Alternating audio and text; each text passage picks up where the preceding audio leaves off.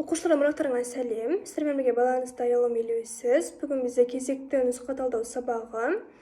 Нұсқа талдау сабағына марафонға қош келдіңіздер.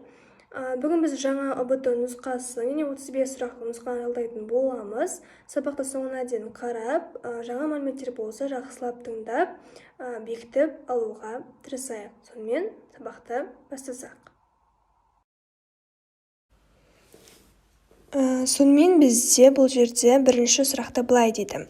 Тамырдың бөліну аймағының ортаңғы қабатынан түзіледі.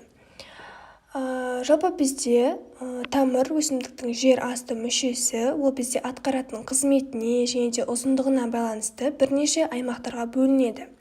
Айта кетсек, тамыр оймақшасы, бөліну, созылу, суыру аймағы және де өткізгіш аймағы болып бөлінеді. Суреттен осы аймақтардың қай жерде орналасқандығын анық көруге болады. Бірақ бізде бұл жерде ең ұшында орналасқан тамыр оймақшасы, ол бізде тамыр бөліміне кірмейді. Оның ең негізгі қызметі тамыр үшін топырақтағы кедергілерден сақтайды. Және жағы, мысалы, тамыр бізде топыраққа тереңнен енген кезде тамырдың ұштарын топырақтың астыңғы қабатындағы көптеген кедергілерден сақтайды екен. Ал бізде бөліну аймағы, осы тамыр аймақшасынан бұрын орналасқан, ол бізде атқаратын қызметіне байланысты үшке бөлінеді. Ортаңғы, ішкі және де сыртқы болып. Және де осы әр қабатынан бізде мүшелер қалыптасады. Бізде ең сыртқы қабатынан бөліну аймағының тамырдың өңі мен оймақшасы түзіледі, ал ішкі қабатынан орталық цилиндр түзіледі, ал орталық қабаттан алғашқы қабық түзіледі екен. Демек, бізде осы тамырдың бөліну аймағының ортаңғы қабатын сұрап отыр. Бізде демек ортаңғы қабатынан алғашқы қабықша, яғни Е вариантындағы қабық түзіледі екен. Дұрыс жауап бізде Е вариантында. Келесі екінші сұрақ, мақтаның бактериялық ауруы. Мақтаның бактериялық ауруы бізде гаммоз деп аталынады.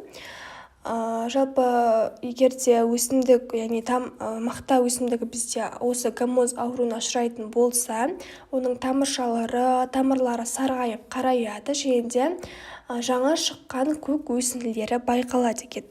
Суреттен осы жағы гаммоз ауруына шалдыққан мақтаның түрлерін көріп отырмыз. Қарайып, солай тамыршалары сарғайып кететін ауру түрі екен. Келесі сұрақ, үшінші сұрақ, амебаның жасушасындағы көмірқышқыл газының шығарылуына қатысатын органоид. Жалпы бізде амеба дене пішіні жағы тұрақсыз қарапайымдыларға жатады. Бізде амеба бүкіл денесі арқылы жағы тыныс алады. Және де тыныс алған кезде оттегі цитоплазмаға сіңіп, оңдағы қоректік заттарды қарапайым заттарға тотықтырады екен. Сөйтіп, осы процестен кейін, тыныс алу процесінен кейін суға амеба денесіндегі көмірқышқыл газы бөлініп шығады. Демек, бізде көмірқышқыл газының амеба денесінен шығарылуына қатысатын органоид, ол бізде цитоплазма екен.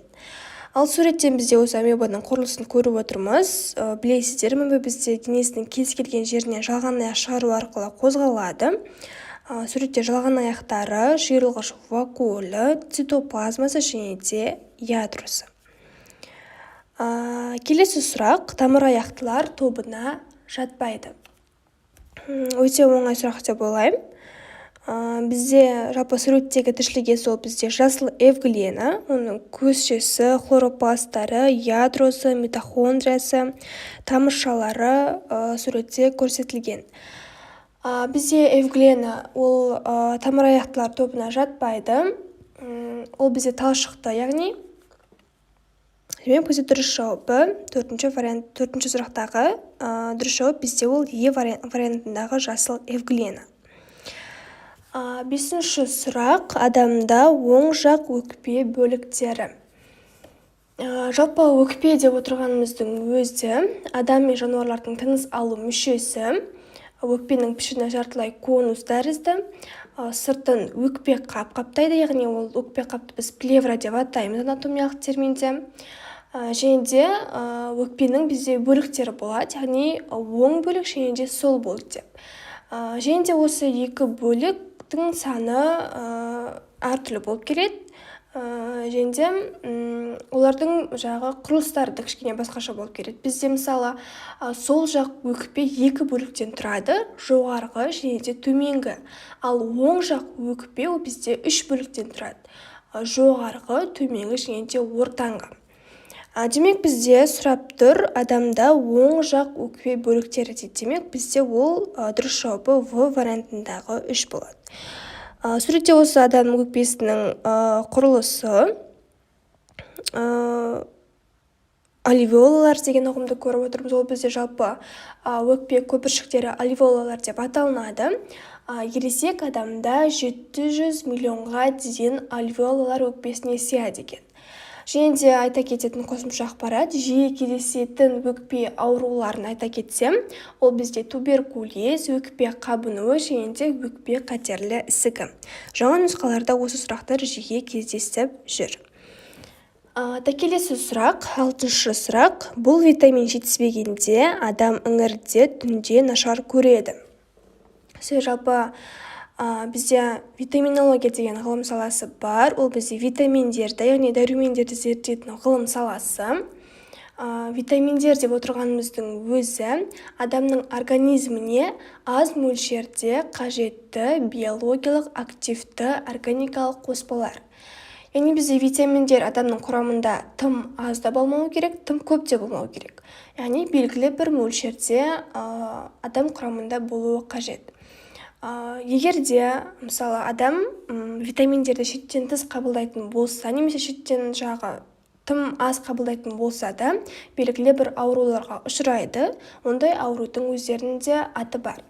Егер де адам витаминдерді тым көп қабылдайтын болса, гипервитаминоз деген ауруға ұшырайды. Ал егер де тым аз қабылдайтын болса, авитаминоз деген ауруға ұшырайды екен.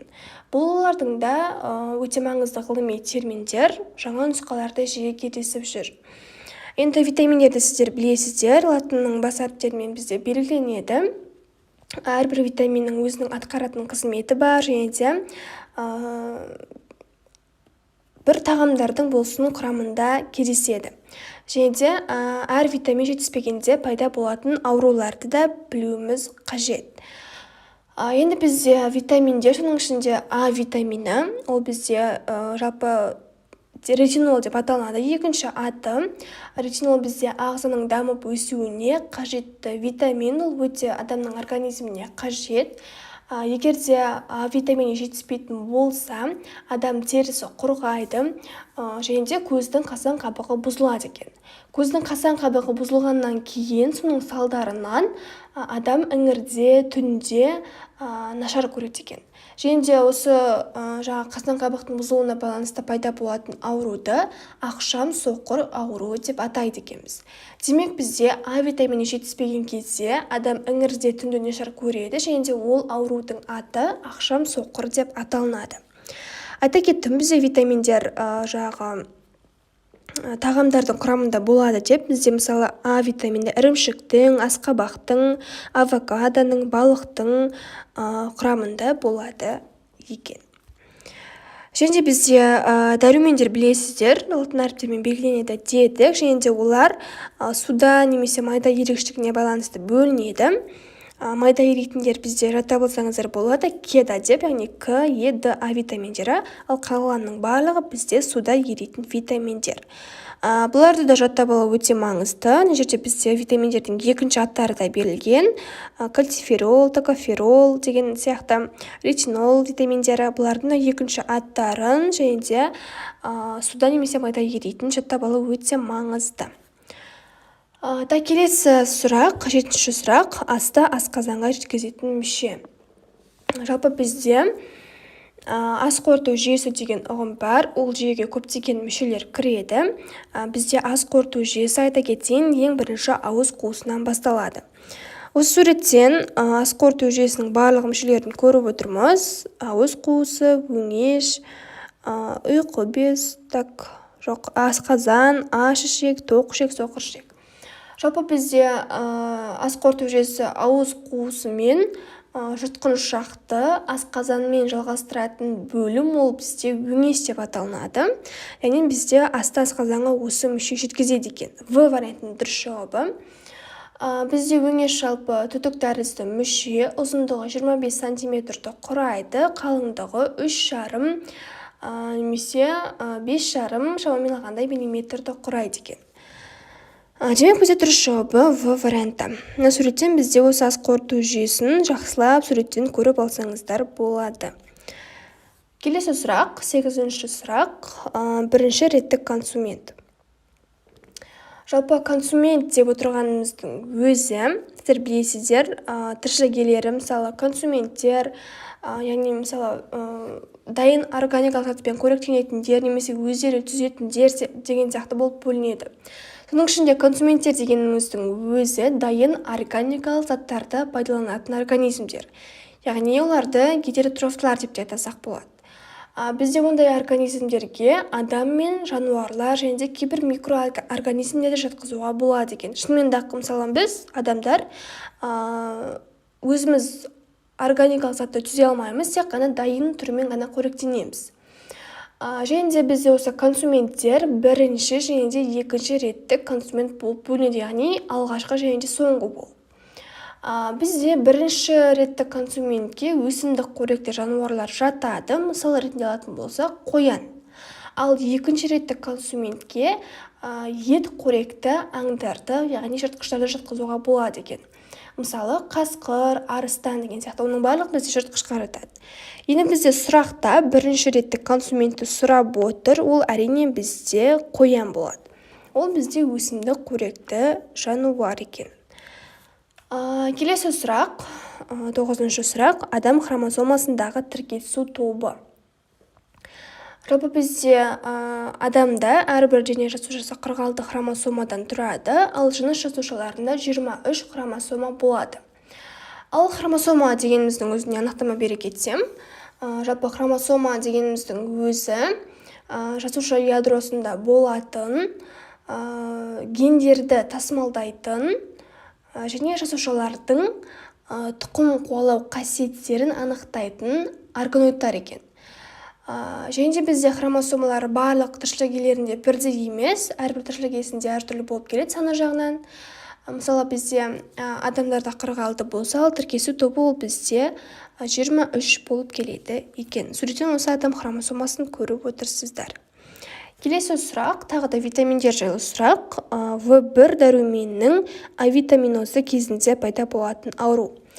Сіздерге жаңа айта кеттім, гипервитаминоз, авитаминоз деген ұғымдардың, терминдердің ұғымын. Гипервитаминоз егерде сіздер витаминдерді шамадан тыс көп қабылдайтын болсаңыздар пайда болатын ауру, ал авитаминоз ол бізде шамадан тыс аз мөлшерде қабылдайтын болсаңыздар. Енді В1 дәрумен сұрап отыр, егерде бұл витамин бізде жеткіліксіз болса, бері ауруы пайда болады екен. Ақшамсоқырды уже білесіздер, ол бізде А витамині жетіспегенде пайда болатын ауру. Ал В1 витамині жетіспесе бері ауруына ұшырайды екен. Бұл жалпы ауруға шалдыққан адам өте әлсіз болады екен. Кібіртіктеп, сөйлегенде де, жүргенде де сондай ауруға ұшырайды. Жүріп тұруы да қиындайтын ауруды біз бері ауру деп атайды екенбіз. Яғни жүру қабілеті нашарлайды, организмнің жалпы әлсіреуі байқалады, тамаққа тәбеті тартпайды, салмағы кемейді.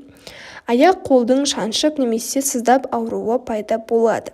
Сол ауырған жерлердің сезіну қабілеті нашарлайды екен. Бізде бір витамині күріште, ірі тартылған ұнда, тағы да басқа өсімдік, яғни сүтте, жұмыртқада бізде осы бір витамині жиі кездеседі екен. Келесі сұрақ, 11-ші сұрақ, барлық ұлпалардан бұрын түзілетін ұлпа дейді. Жалпы өсімдікте сіздер білесіздер 6 түрлі ұлпа бар, адам мен жануарларда 4 түрлі ұлпа бар. Барлық ұлпалардан бір өңдейсіз, әрине ол бізде өсімдік ұлпасы жайлы сұрап отыр.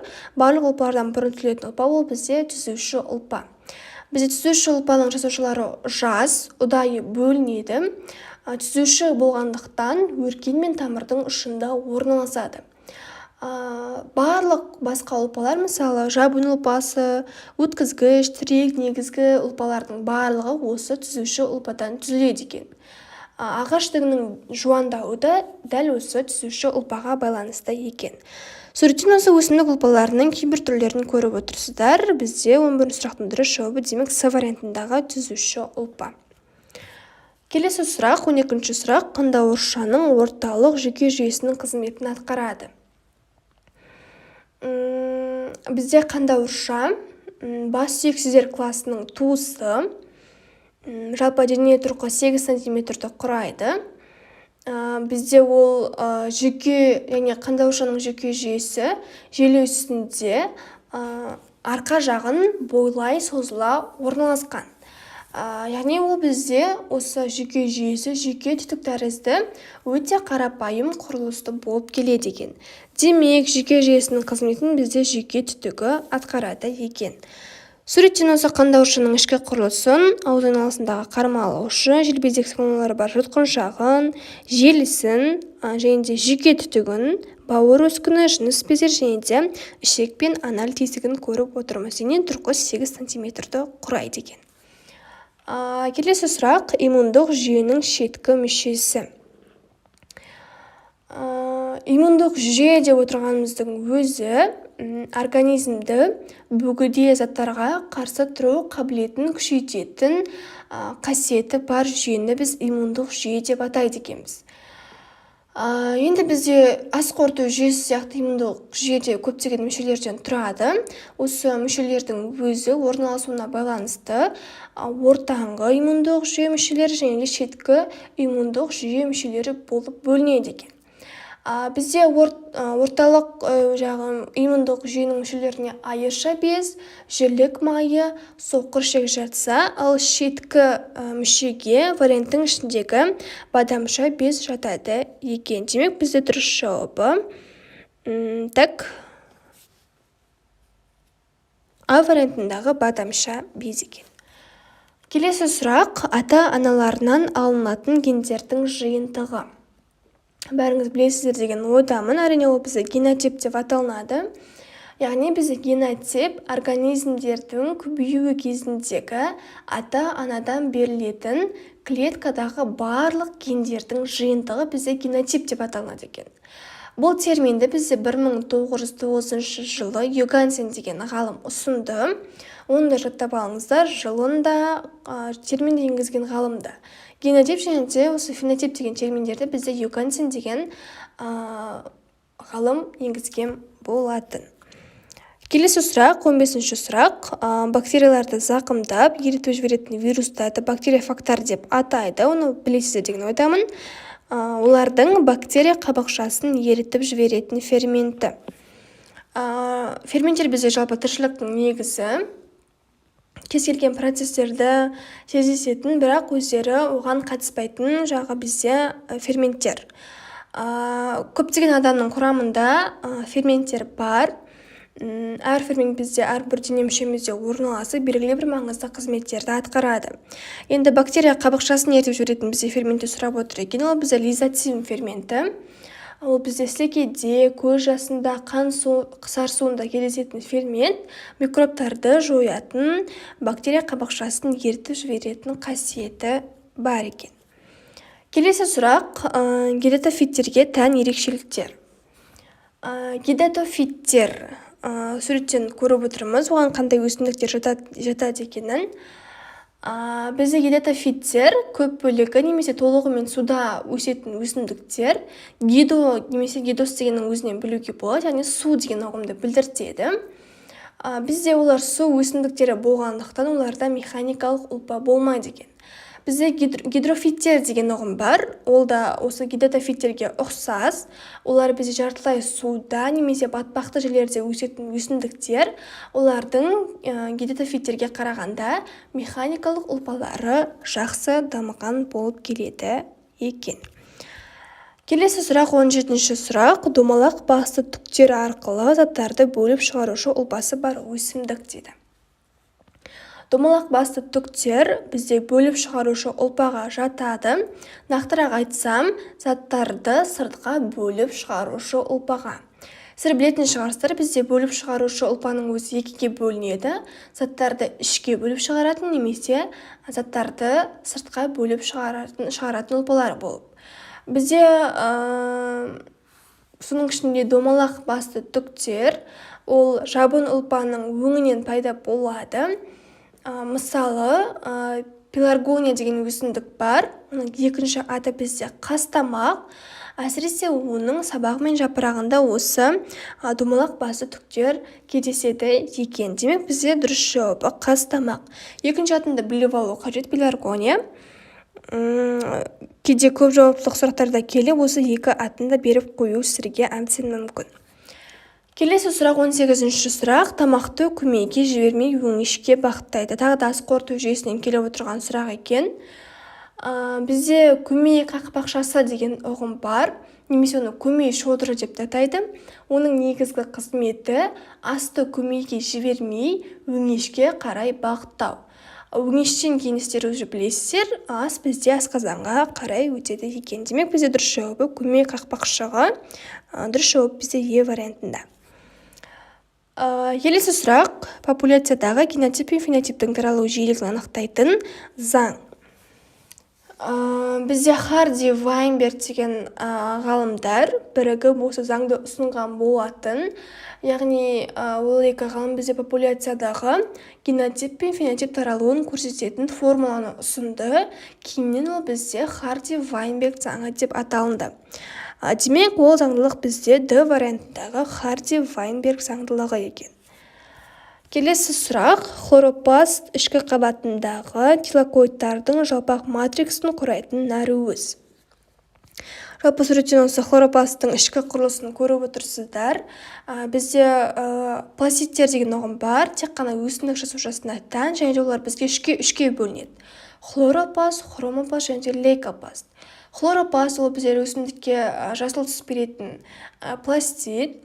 Бізде хлоропласттағы ішкі мембрана қатпарланып тилакоидтар түзіледі, ал тилакоидтар өзара топтасып бізде гранулалар түзіледі екен.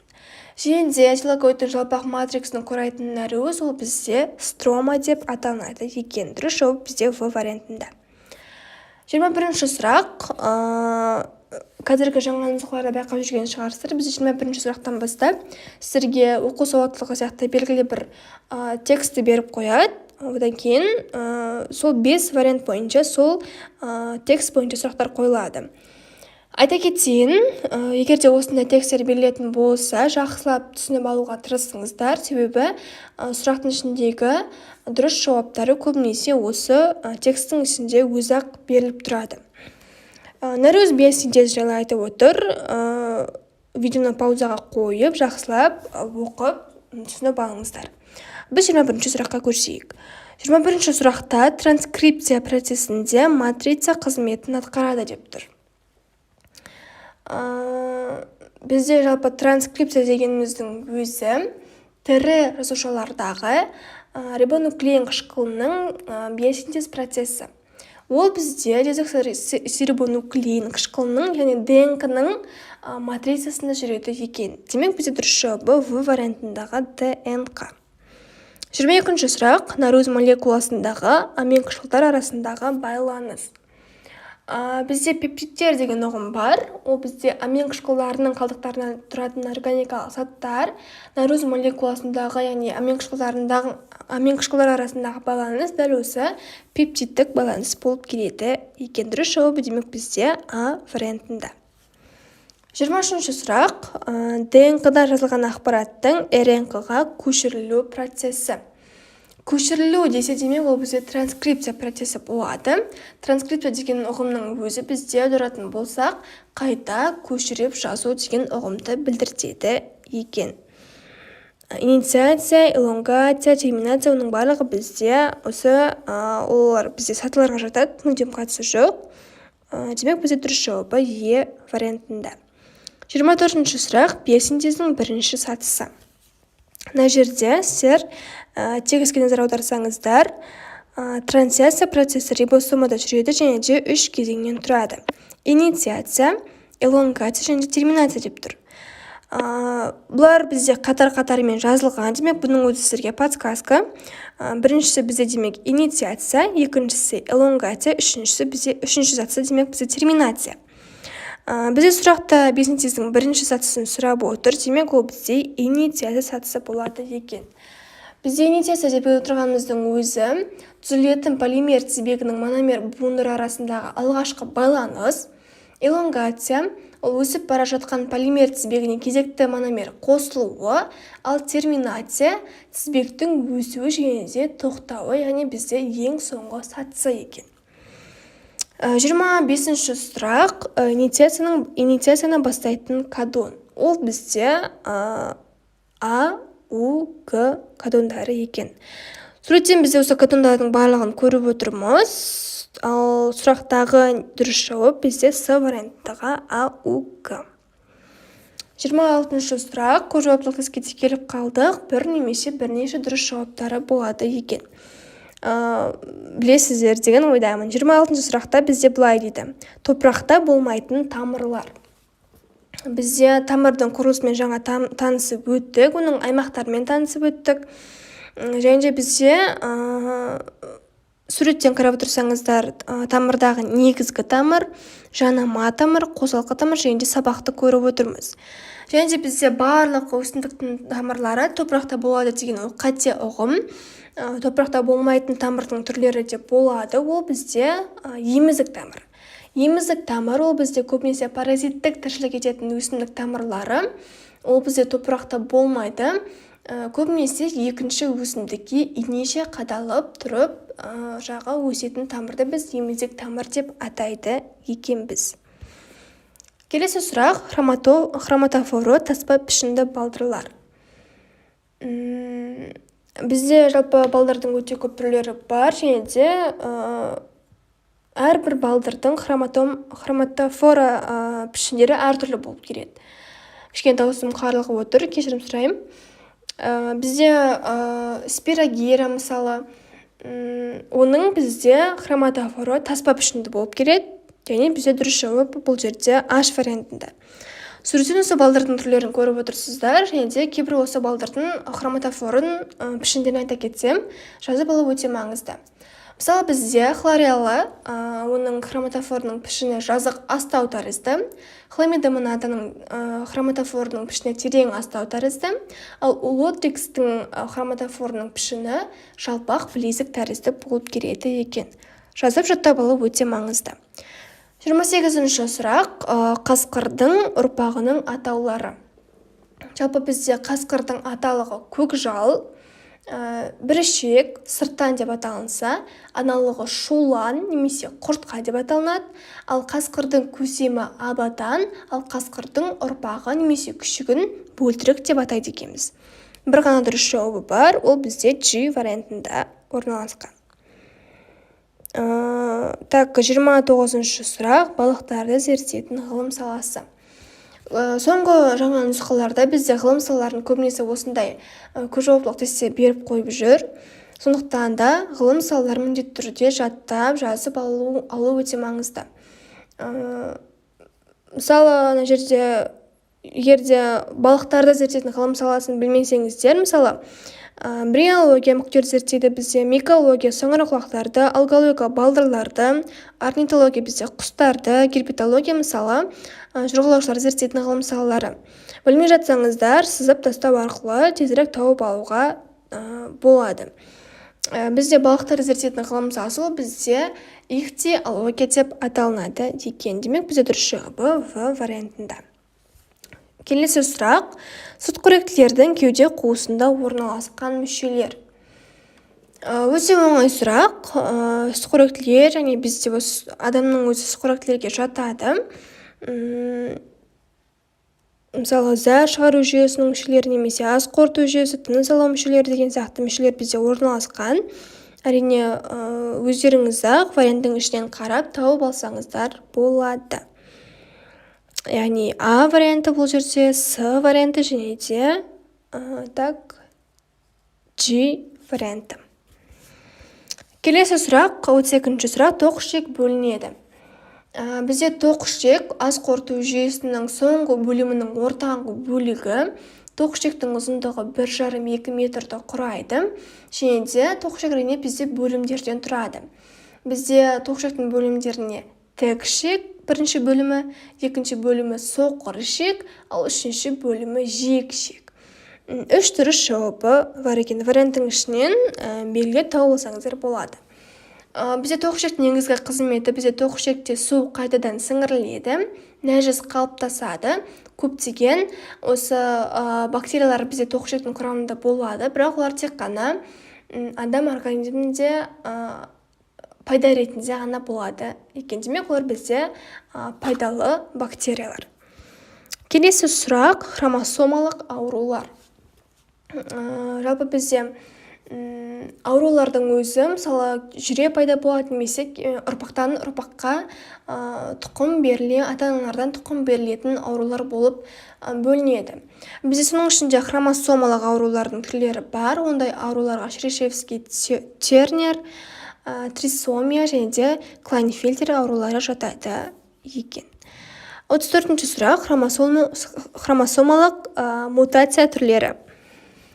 Жалпы хромосомалар, олардың құрылымындағы өзгерістерді тек қана микроскоп арқылы көруге болады. Және де хромосоманың мысалы екі еселенуі немесе белгілі бір бөлігінен түсіп қалуы болатын болса, олардың да өздерінің белгілі бір терминдері бар екен. Маңызды бір түрлерін айта кетсем, егер де хромосоманың белгілі бір бөлігі үзіліп түсіп қалса, оны біз делеция дейміз. Ал хромосоманың кейбір бөлігінің екі еселенетін болса, оны біз дупликация дейміз. Басқа бөлімге ауысып кетуін транслокация, ал хромосома ұштардың жетіспеушілігін дефишенция, ал белгілі бір бөліктің 180 градусқа ауысуын инверсия деп атайды екенбіз. Варианттың ішінен осы хромосомалық мутацияның айта кеткен бар түрлерін белгілеп шықсаңыздар болады. 35-ші сұрақ, бізде соңғы сұрақ, саңырауқұлақтың өсімдіктерге ұқсастығы немесе ұқсастықтары. Сіздер білесіздер, саңырауқұлақтар жеке бір патшалық ретінде қарастырылады. Неге десеңіздер, олар бізде ерекше тіршілік иелері. Саңырауқұлақтарда өсімдікке де тән және де жануарларға да тән қасиеттері болады екен. Бізде мысалы саңырауқұлақтың өсімдіктерге тән қасиеттерін айта кетсем, олардың